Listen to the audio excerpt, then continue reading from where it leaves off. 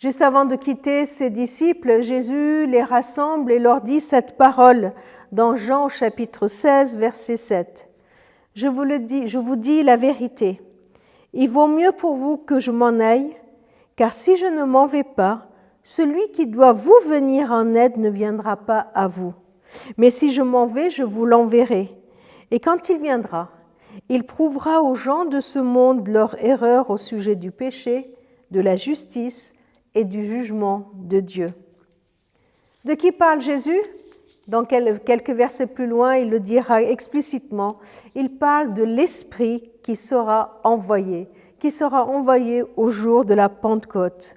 Dans ces paroles de Jésus, eh bien, j'entends surtout la description de l'œuvre de cet Esprit.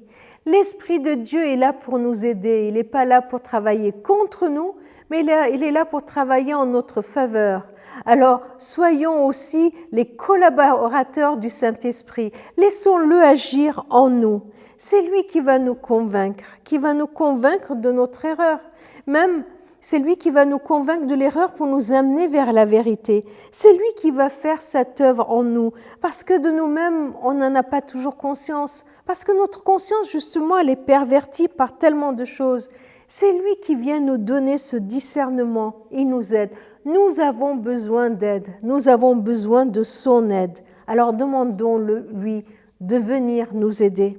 Mais ce texte nous dit aussi que c'est lui qui va convaincre le monde de son erreur. Si c'est lui, ça veut dire que ce n'est pas moi. Ce n'est pas à moi d'aller convaincre les gens, convaincre tous ceux qui nous entourent de leur erreur.